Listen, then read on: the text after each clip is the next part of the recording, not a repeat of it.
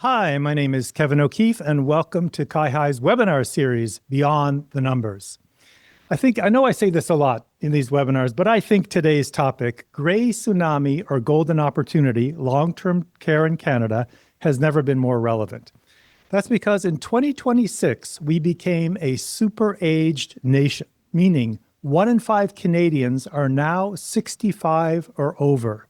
The term Gray Tsunami has been used for many years to describe our aging population. But in a recent CIHI podcast, geriatric specialist Dr. Samir Sinha said Gray Glacier is more accurate. Tsunamis happen by surprise and without warning. He pointed out that we've known for decades that our population has been slowly creeping towards 65 and over. So now, here's where the golden opportunity part comes in. Given this knowledge, we have the chance to plan how to adjust our health systems to best care for our aging population. It may be no surprise that at CIHI, we believe good data holds the key to understanding how our health systems are performing and where the opportunities for improvement exist. That's why a few days ago, we released a lot of new data on long-term care, which we'll be getting into very shortly. As well, we have panelists standing by to help break down what the numbers mean, especially when it comes to solutions caring for our aging population. But first, a quick shout out to the hundreds of people zooming in today from right across Canada, including the Royal Danish Embassy, Central Okanagan Division of Family Practice, the governments of the Yukon and Northwest Territories, Veterans Affairs Canada, and the Nova Scotia Nurses Union. Now, on to a little housekeeping. In a couple minutes, we'll be having an interactive survey on long-term care. If you'd like to participate, please scan this QR code with your phone. All webinars are available in both English and French. Pour écouter l'épisode en français, cliquez sur l'icône en forme de globe. Si vous ne le voyez pas, cliquez sur plus. As well, closed captions are available by selecting the Show Caption button at the bottom of your screen. This webinar is being recorded and will be available on the Beyond the Numbers page on CIHI.ca, as well as in a follow-up email you'll be getting in a couple days. We'd really like this webinar to be as interactive as possible. There are a number of ways to ask a question. Some of you wrote one when you registered, which we'll be asking throughout today's session. You could also type a question in the Q&A button at the bottom of your screen. My colleague Angela from CIHI is standing by and will be reading off your questions. You can also ask a question live. When you joined today, you were automatically muted, but just click Raise Hand at the bottom of your screen, and when I call your name, you will be asked to unmute. Don't worry, your camera will stay off, and asking a question like this is the easiest way to get it answered quickly. Before we begin, we acknowledge and respect the land on which CIHI offices are located. In Ottawa, it's the traditional unceded territory of the Algonquin Nation. The Toronto office is located on the traditional territories of the Wendat, the Anishinaabe Nation, the Haudenosaunee Confederacy, and the treaty lands and territory of the Mississaugas of the Credit. We acknowledge with respect the traditional territory of the Kanien'kehá:ka, where our Montreal office is located. In Victoria, we acknowledge with respect the traditional territory of the Songhees, Esquimalt, and Wasanich peoples, whose historic relationship with the land continue to this day. We recognize that these lands are home to many diverse First Nations, Inuit, and Métis peoples, and we embrace the opportunity to work more closely together. Now everyone can feel free to acknowledge the land you are zooming in from in your own way. Now each panelist will briefly introduce themselves and talk a bit about what they'll be sharing in today's webinar. I'll start with you, Mélanie Josée, or Mel J, as I call you around the office. Can you introduce yourself and tell us a bit about what you'll be sharing today? Good morning, Kevin.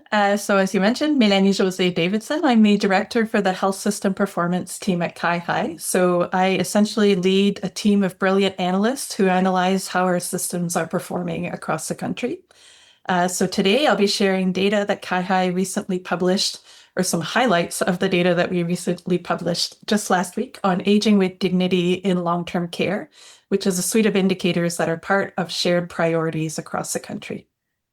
Terrific. We look forward to hearing all about that. And Charbel, can you go next? Tell us who you are and what you'll be sharing today. Good afternoon, everyone. My name is Charbel Daniel, and I serve as the president and CEO of Northwood in Nova Scotia. Northwood provides long-term care, home care, and affordable housing, supporting thousands of seniors across the province every day. Our philosophy is simple. We call it Live More, because aging well isn't just about care. It's about dignity, autonomy, community, and quality of life. Today, I'm going to focus on three areas that sit at the heart of this conversation for us: falls, the cultural shift towards aging at home, and the emotional reality families face when a loved one moves into long-term care. Thank you. Terrific. Look forward to hearing more about that. And last but certainly not least, Linda Stevenson. Who are you and what are you doing here? Thank you, Kevin. Good afternoon to everyone. I'm here representing the community member. Basically, both of my parents have gone through different journeys in the healthcare system, both private and public, and I'm here to just offer that perspective today. Awesome. Really glad to have the input of patients and families into these discussions.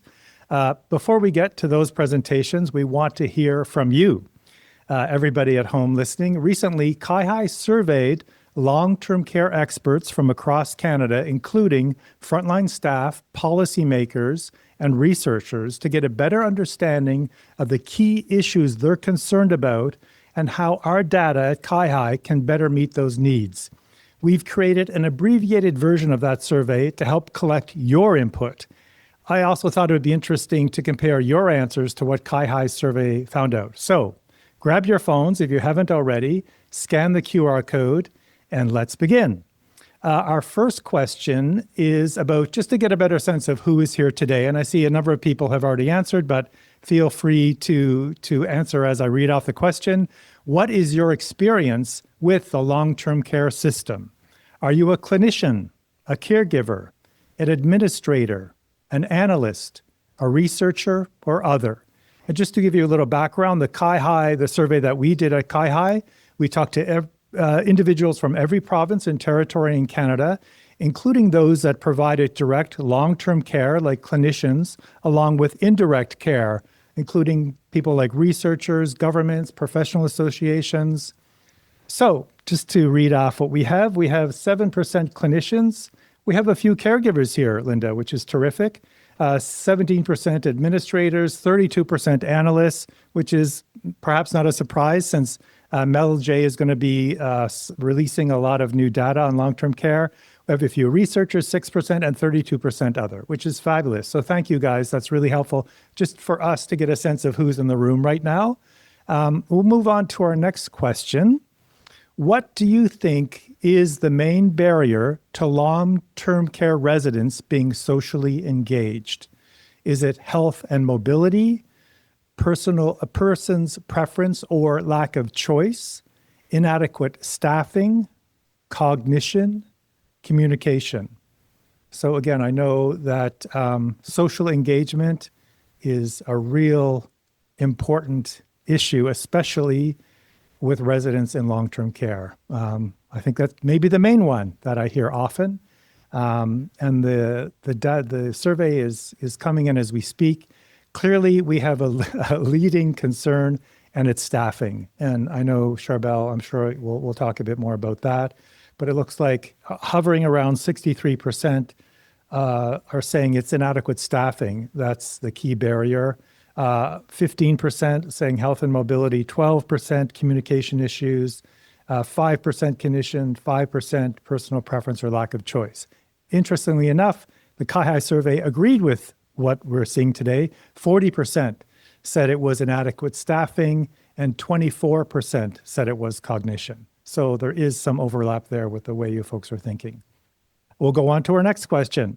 How do you think working overtime impacts long-term care staff physical and mental well-being? Significant positive impact, mild positive impact, no impact, mild negative impact, significant negative impact. And again, I know staffing is a big issue. We just saw with the last question, people felt that was the main obstacle for people being socially engaged.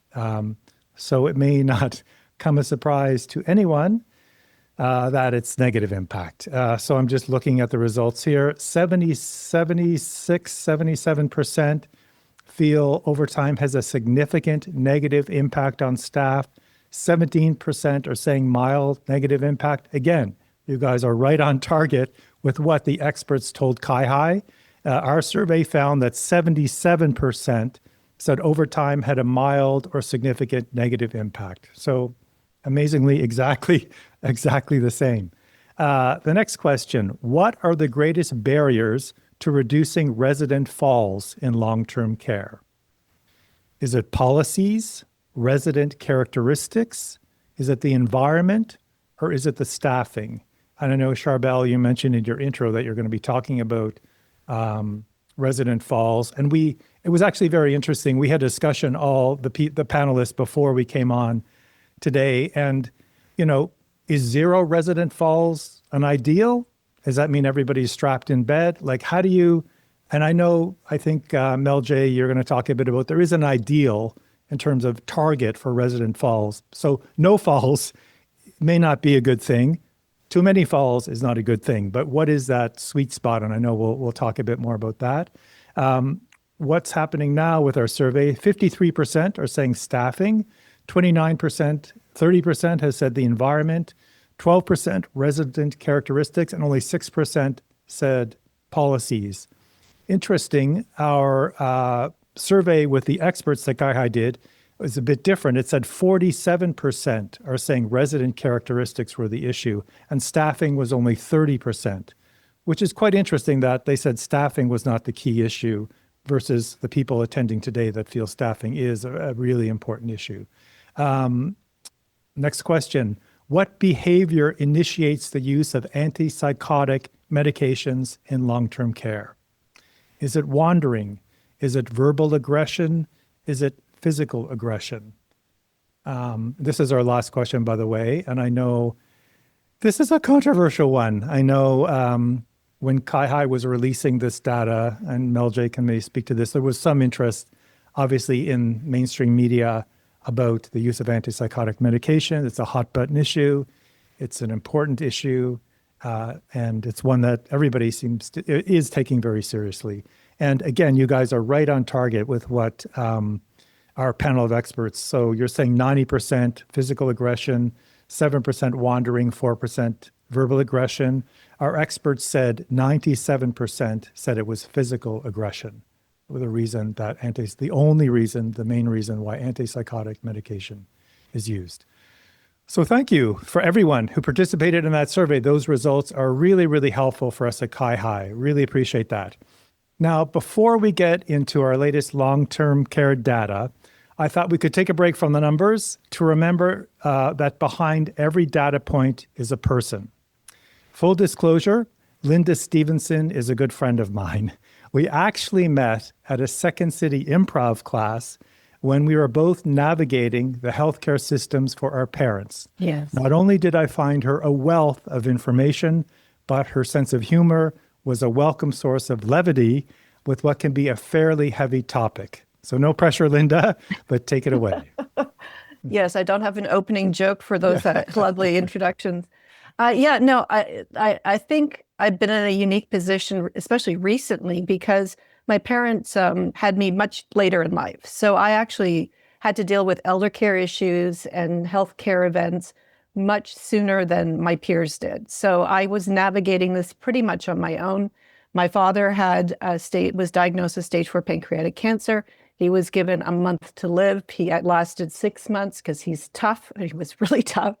And my mother was diagnosed with Alzheimer's. So that was a very long, progressive, slow winding process through private care. And then ultimately, she stayed the private care route, and my father went the public care because he had the most support because of his diagnosis. He kind of got the golden ticket to receive the maximum amount of CCAC at the time support. And so that was interesting, knowing how to manage that, home care through CCAC, and then palliative care at the very end. So that was one journey, and then also managing my mother simultaneously. So we had to discover everything on our own. I have since been able to offer guidance and support to my friends who are now of the age in which they are seeing their parents, or they're one event away from managing through the system. And in many ways, and I'll just speak for Ontario, which is where I live, that it is very siloed, and there are a lot of disconnects, and there's no one who's helping you form those connections. You have to navigate. And of course, every situation is unique. Their diagnosis is unique. Their needs are unique. With my mother's Alzheimer's, she also had mobility issues, so she was not a wanderer, which, for example, opened up the options for her for not wandering. She didn't have to be in a lockdown floor, for example. So, and then she was also very compliant. She did not have anger issues. She didn't act out. So she was a very positive patient in a sense that enabled me to have lots of options. But based on other diagnoses with the same disease, you may not have those options, just as your survey indicated. Antipsychotics were people who become highly aggressive. So I did not experience those issues. So I had more choice in how to manage her care. So since then, I've been able to provide to both friends as also extended relatives suggestions and offering guidance as to what agencies I found very helpful, what I found not so helpful, what I thought I would expect guidance I didn't get, and where I didn't think I would have any help, it was a helping hand. So it was really quite a journey, which lasted approximately 10 years. Wow. There's a lot there. Thank you so much, Linda, for sharing that. Not much comic relief, I'm afraid. Yes, well, not everything is a joke, No. but I appreciate your vulnerability and your levity. You clearly, I see lots of hearts going up. So you have clearly touched many people listening today. And in fact, we have a question from somebody that I will ask them to unmute. So Natasha, I see you can go ahead and ask Linda your question. Perfect. Hi, Linda. Thanks for sharing Hi. your experience. Hey. I was wondering if there are any tips or tricks you wish you knew about navigating healthcare systems as a caregiver when you first started caring for your parents that you know now. Definitely. And some of them I've actually shared with other people, which is depending on how your loved one enters into the healthcare world, because we either get there by two ways. We get there through an event or incident, an accident or fall or something spontaneous, an emergency, or we get there through a diagnosis that requires a little bit more planning. I found that in the case, I went through both. I found in the case of an emergency situation to be as prepared as possible to interact with the paramedics, to interact with the doctors. I started creating a checklist, for instance, of what to bring to the hospital and also what information you should always have on file ahead of time in calmer days. So as your loved one is on different medications, to keep track of the meds, to keep track of, what is the insurance company, the insurance policy number, to have contact information. And I actually literally typed it out on a sheet and kept it in a file, and took many copies of them with me en route to hospital, because I was able to help expedite the triage process. And it also gave me a feeling of control a little bit, to feel as though I at least had the most current, accurate information. Because you're shocked, right? So you're dealing with all these different thoughts, you're dealing with fear, you're dealing with emotions, but to be able to say, here's a piece of paper that gives my parents' medical history, that was very helpful in being prepared.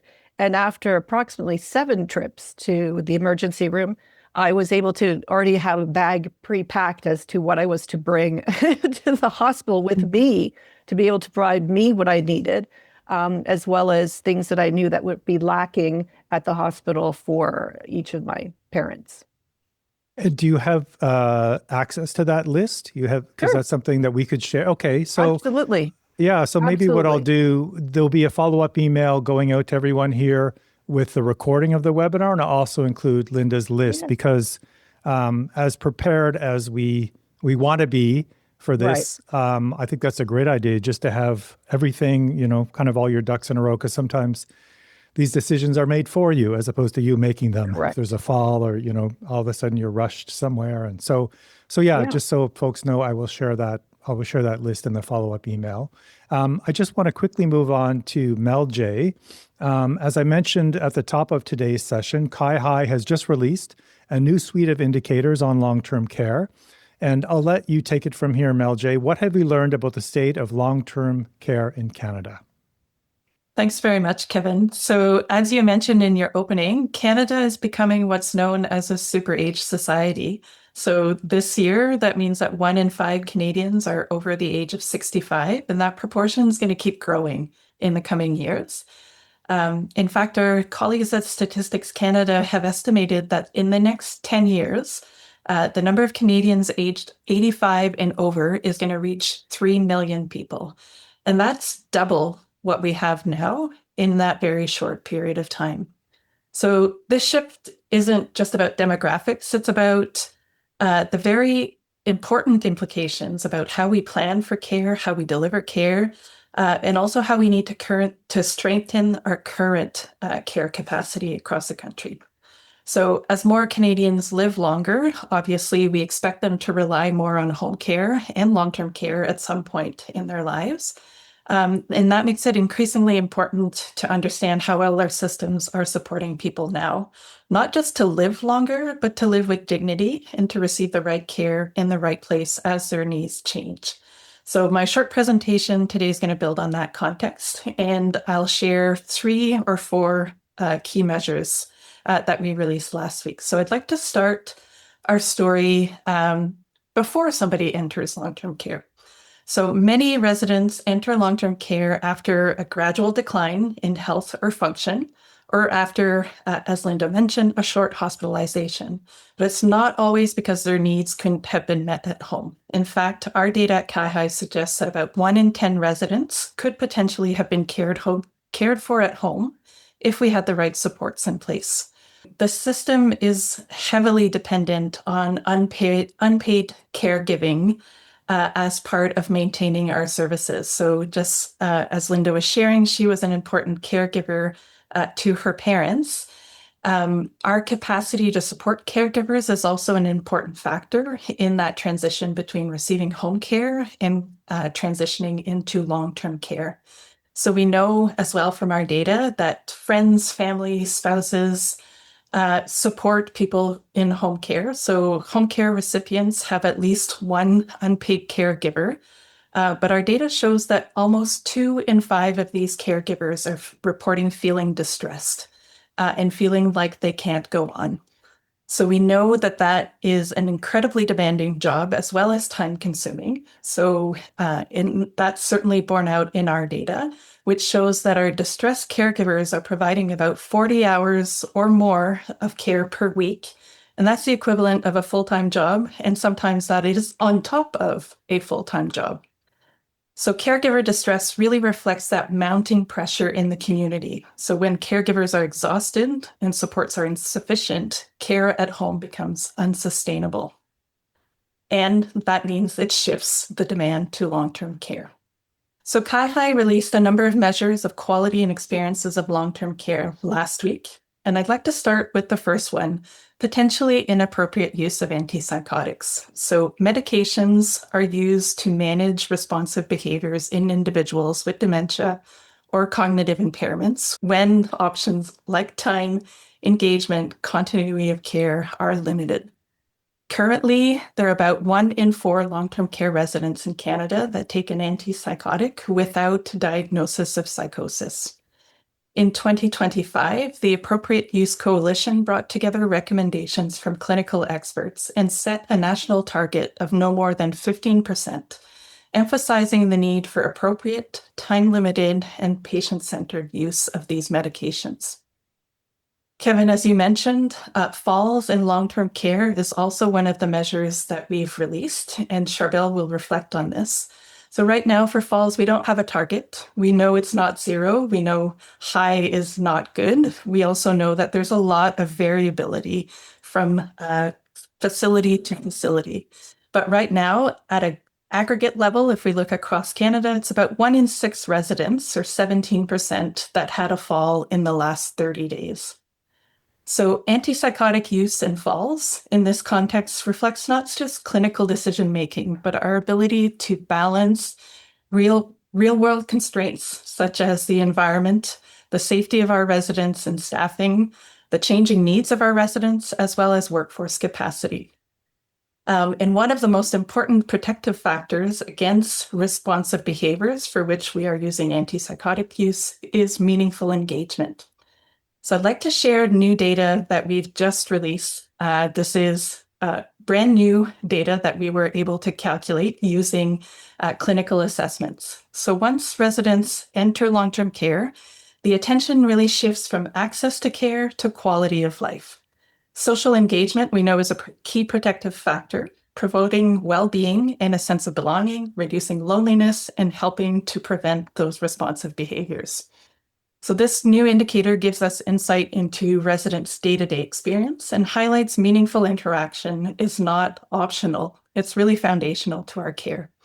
So for the first time, we're able to report on social engagement outcomes, and this has been made possible by advances in the Inter-I reporting system, or as we like to call it at CIHI, IRIS. IRIS has transformed how people in home care and long-term care are assessed, how the data is collected and exchanged using modern standards, and how information is reported and used. This gives us more clinically meaningful and timely insights into residents' lived experiences. So using this system, we were able to look at the results from 3 provinces, Nova Scotia, New Brunswick, and Saskatchewan, which shows that about 2 in 3 long-term care residents are socially engaged. And this measure, just for context, Kevin, does not include those who are severely cognitively impaired. So it's really a measure of those who are able to engage socially. We expect that the number of facilities for which we can report this indicator will increase as provinces transition to the new reporting system. But as we've mentioned, meaningful engagement doesn't just happen on its own. It really depends on having the time, the staff, the tools, and the flexibility to do so, which brings me to the last indicator that I wanted to share today. So one of the workforce indicators that we released last week shows continued pressure in long-term care, particularly for nursing overtime hours. So currently 8% of total hours worked by direct care staff, including nurses and personal support workers, are overtime hours. So this amounts to about 3 million hours, or the equivalent of 1,500 full-time positions. So overtime can help maintain coverage, it patches holes, it helps us get through the weekend, but sustained levels reflect staffing shortages and workload strain, and can affect the continuity of care and affect the social and relational supports that are available.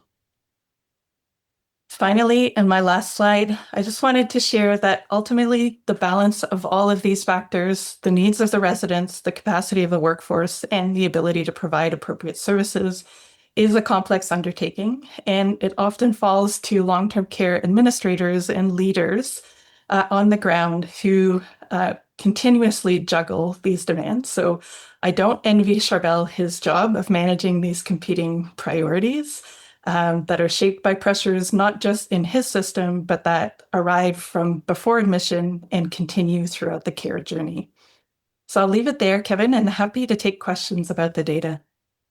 Terrific. Thank you so much. And that's a perfect tee-off to Charbel. But before we go to him, just a quick note that at the end of this webinar, we'll be sharing a QR code linking to CIHI's full report that Mélanie talked about. But I am delighted to go to our next panelist, Charbel Daniel. When we were planning this webinar, we really wanted to include someone working in long-term care. But full disclosure, my brother is a social worker at Northwood in Halifax, where Charbel is. And my mother spent her last years living at Northwood, where she received excellent care, I might add. So Charbel, what's it like for folks like you on the front lines, given all the information that we've heard today? Well, at the end of the day, Kevin, most of us want the same thing as we age. That's to remain independent, to stay connected to people and places we love, and most of all, to continue living our life on our own terms. But when the conversation shifts to aging and long-term care, it often can become a conversation about numbers. And that turns into fall rates and staffing levels, indicators, benchmarks. But behind every data point, as you mentioned earlier, is a person, someone's parent, someone's grandparent. And the real question is not simply how we improve the numbers, but the real question is, how do we ensure people age with dignity while still living meaningful lives? One place where this question for me becomes very real is in how we think about falls in long-term care. So let me start by saying that every fall matters. Our teams take them seriously, we investigate them carefully, and work continuously to prevent them. But when people see fall statistics in long-term care, the instinctive question is often pretty simple. Why are there any falls at all? As mentioned earlier, in long-term care, 0 falls should probably not be the goal. If a long-term care home reports 0 falls, I would personally ask how much independence had to be removed to achieve that. Because the only way you could truly eliminate falls entirely is to eliminate autonomy. And that is not dignified living. I want you to imagine walking down a hallway with a handrail along the wall. The handrail helps to keep your balance, gives you confidence, but it doesn't stop you from walking. Good long-term care should work the same way. Our role isn't to stop people from moving through life. Our role is to provide the handrails that allow them to keep moving safely. Independence always carries some risk, but the absence of independence, I believe, carries something much worse. I want to share a story regarding a resident. I remember a resident who insisted on walking herself to dining every day. She moved slowly and carefully, holding that handrail along the wall as she went. Her family worried. Our team worried too. We could have restricted her mobility, but instead we adapted her care plan and supported her independence. One day, she did fall, but she was not injured. What she did not lose through this process was her independence. And for her, that mattered more than the absence of risk. We always say it's not about adding years to life. It's about adding life to those years. And that idea is also shaping something much bigger in how we think about aging in Canada. For many decades, the dominant model of care in Canada was and has been institutional. When someone reached a certain level of need, the expectation was that they would move into a facility. But today, we're seeing something very different. More seniors want to remain in their homes longer. For decades, we've built systems around institutions. Today, we're building systems around people and their homes.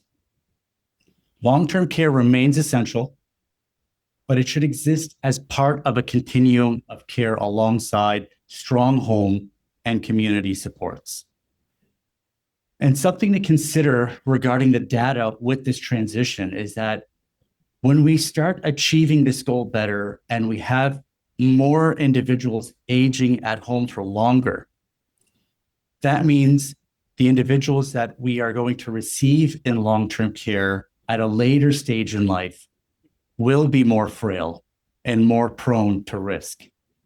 And those numbers that we're reporting on will most likely be skewed as a reflection of this new population at a different age that will be entering long-term care.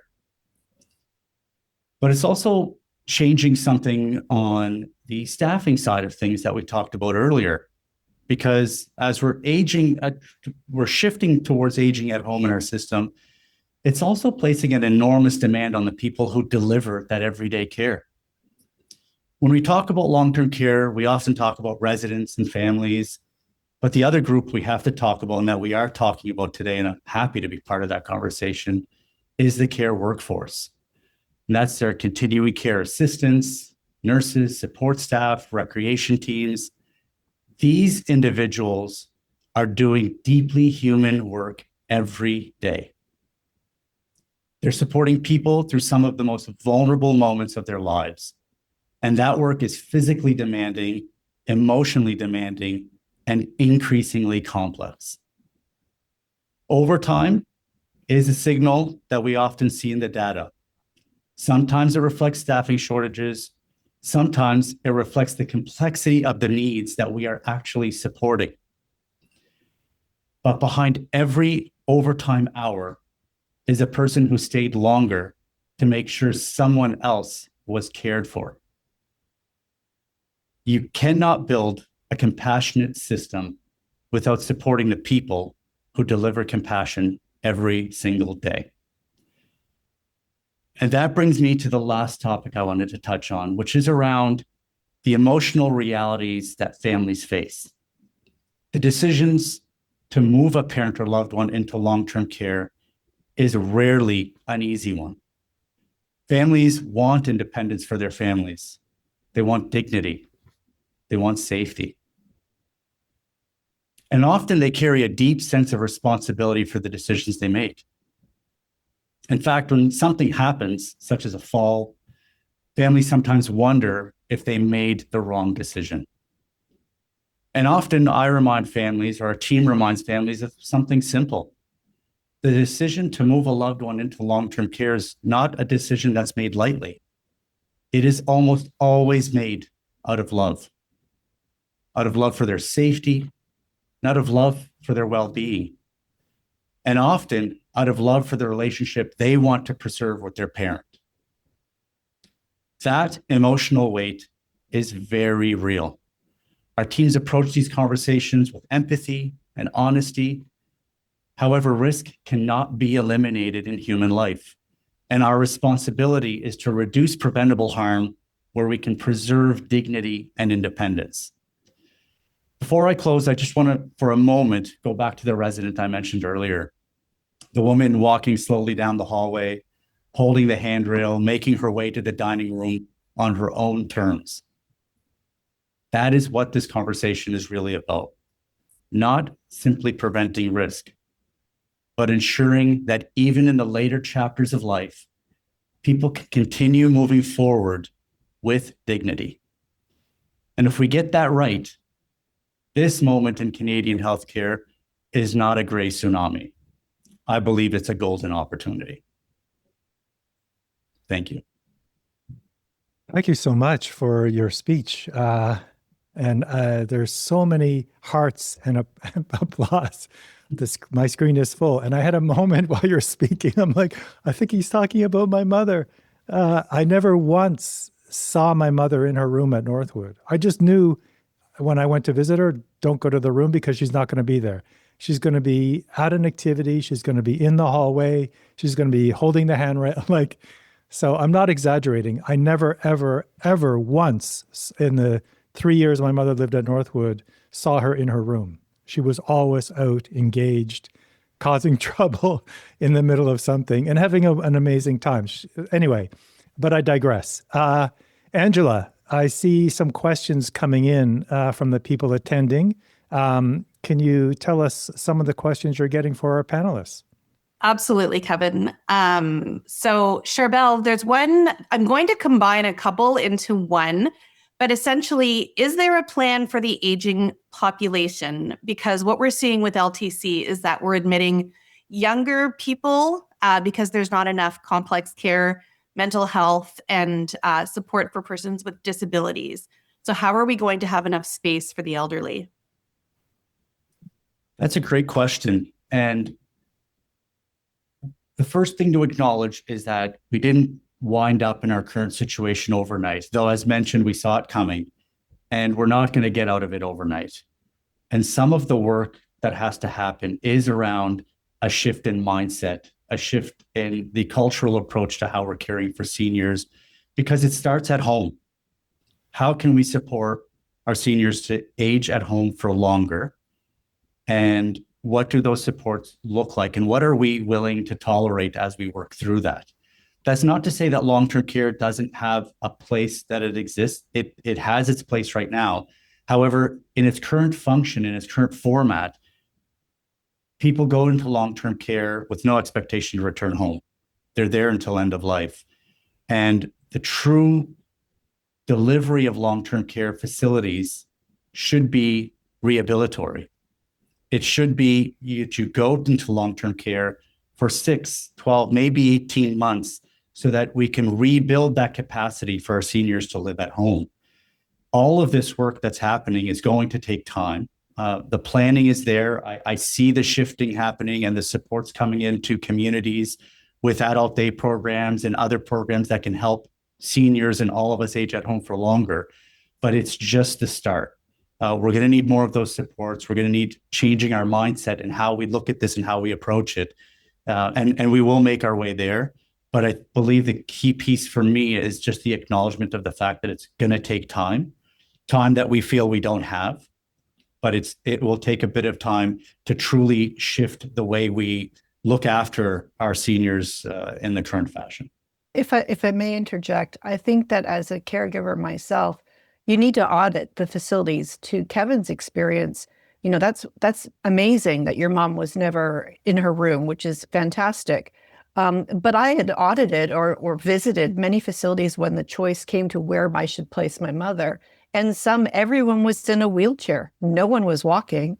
And I dare say that was their way to get compliance and make it easier for staff to be able to move the patients whenever they needed to be moved without any resistance. And so you need to, as a family member, also take responsibility because not all facilities are the same.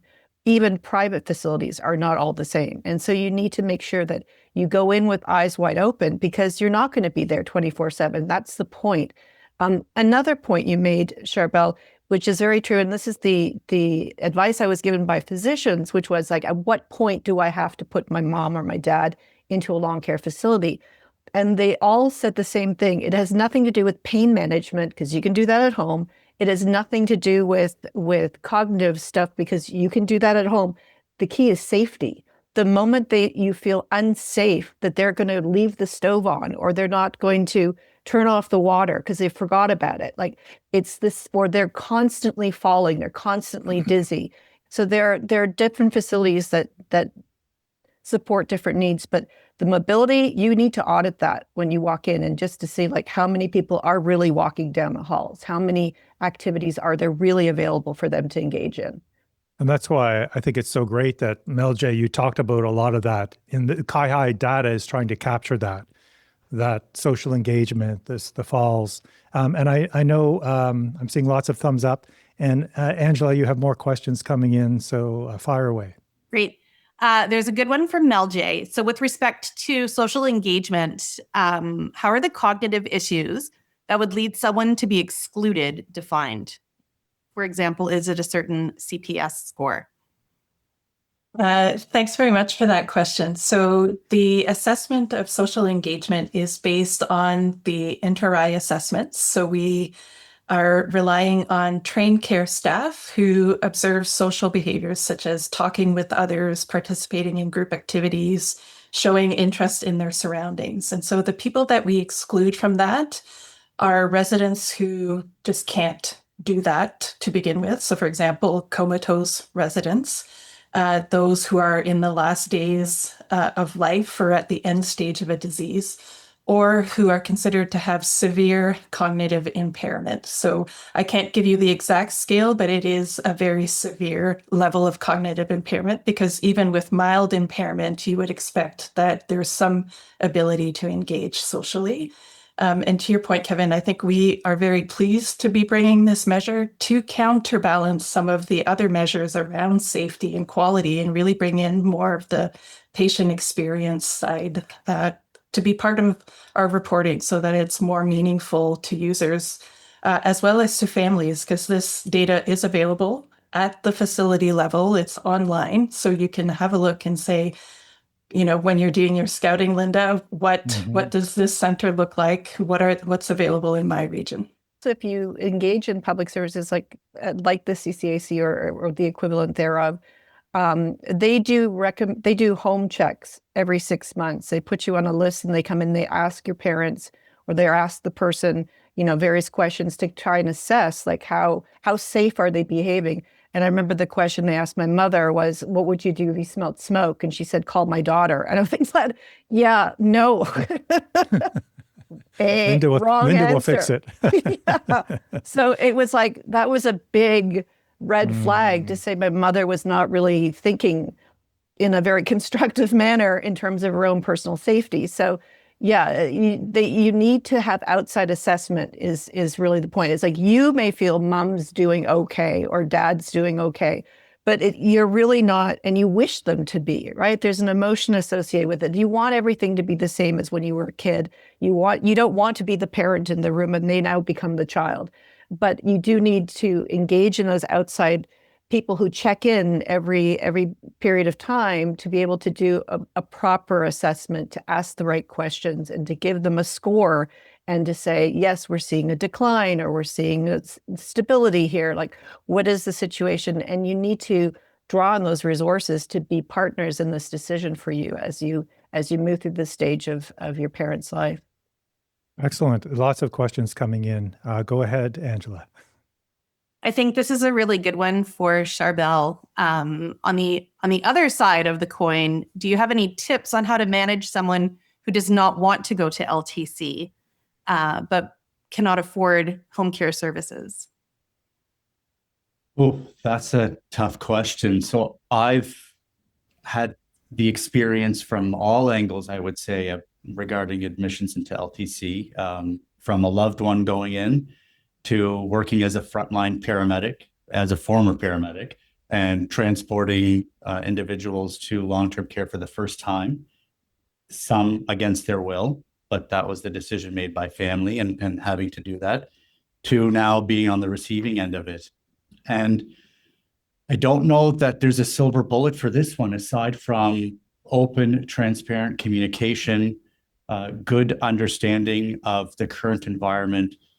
However, you have to understand from their perspective the challenge in losing independence and what that means to them when having that discussion. I think about the discussion that hopefully I'll live long enough to have one day with my kids regarding that same topic.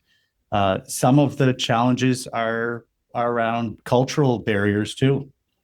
When I first joined Northwood, I remember sharing this exciting news with family members. And one of the individuals I went to share this story with was, of course, my mother.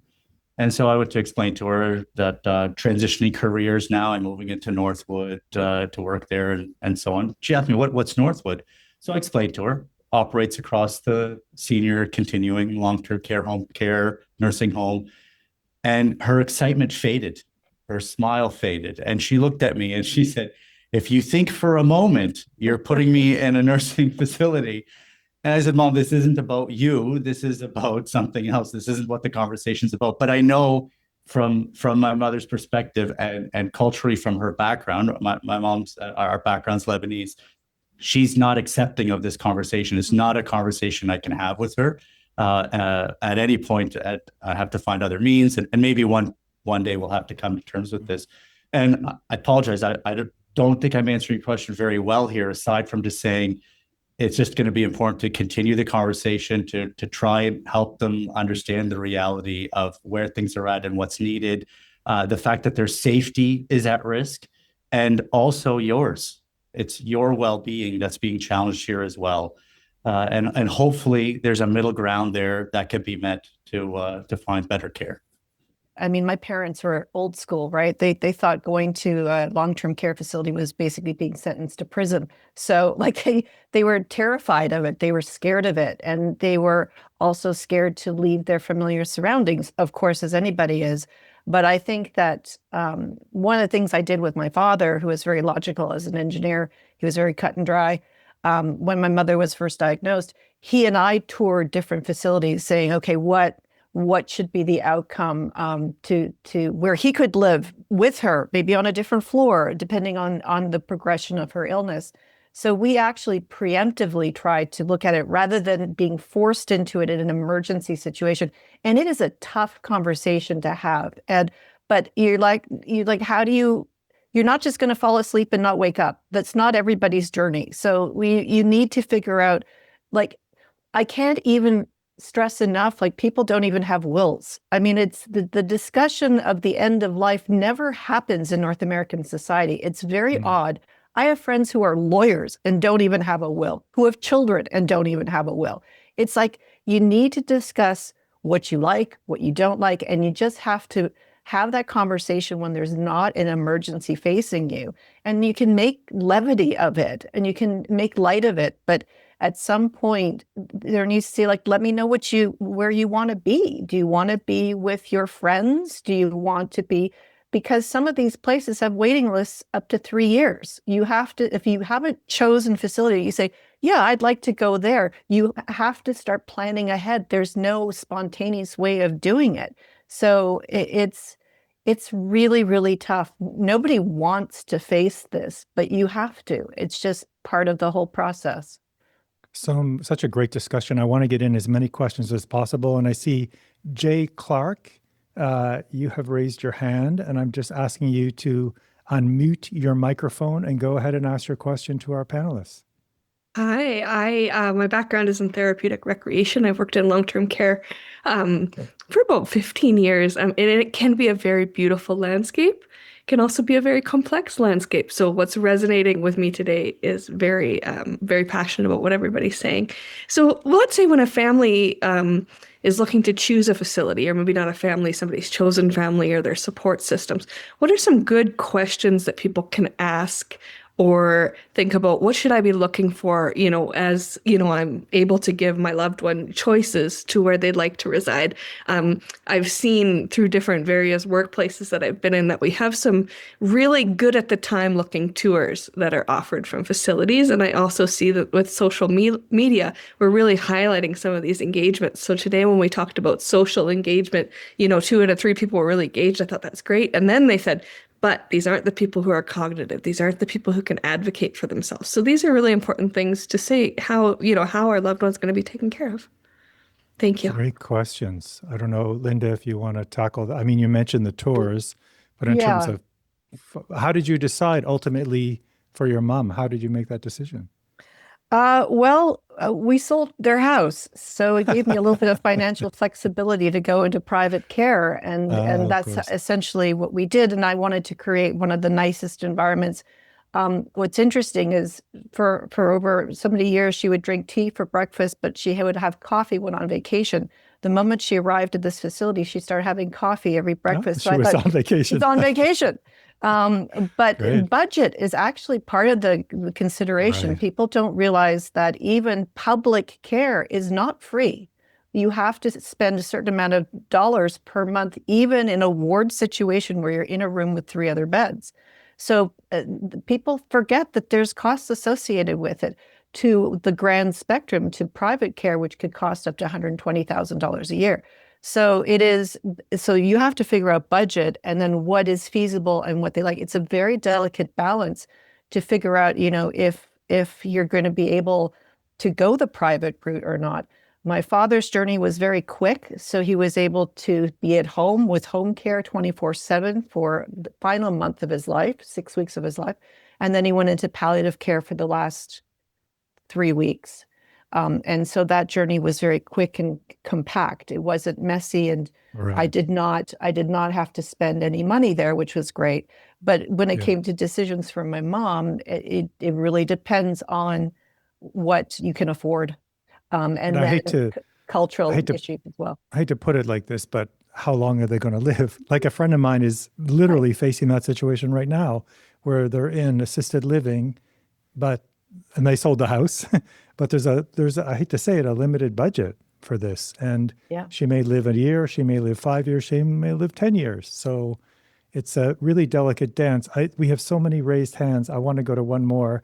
Shelley, I just unmuted your mic. Do you Perfect. want to unmute your mic? How do we get people to understand that and even the system? Because the more people that understand that, I think the more people that can live at home. But once your mom or dad is in long-term care, stay on top of it. I worked with my mom's place it took about a year, working and playing and fiddling with her medications. She is having the time of her life now. She is so happy. And as her daughters, we can't be happier for her. She lived 10 years of misery, and now she is so happy.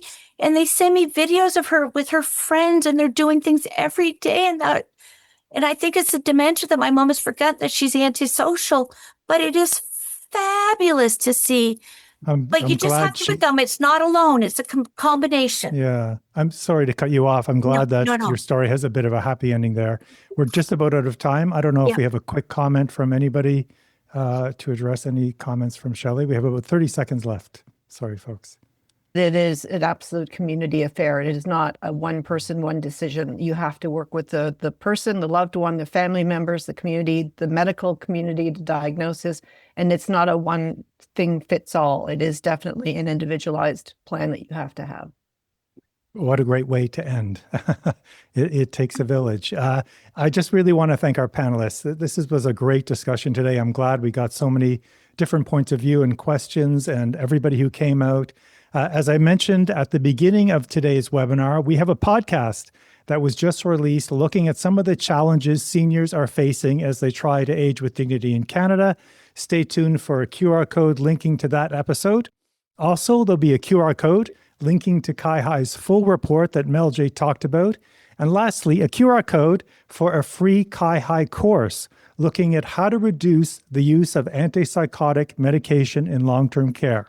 I know that's a really important topic and lots of interest there. You can also find lots more information about our series, Aging with Dignity, on our Instagram, LinkedIn, and YouTube channels. Within a week, you'll be receiving an email from us with a recording of today's webinar. As well, I'm going to get Linda Stevenson's list to add to that email. We welcome any feedback and suggestions for future webinars. Easiest way to reach us is at beyondthenumbers@cihi.ca. Speaking of future webinars, we started this series last June and are wrapping up our first season. So we'll be taking April off to evaluate what we've learned and plan an exciting new lineup of webinars and speakers starting in May. We'll hope you'll join us then. Take care, folks.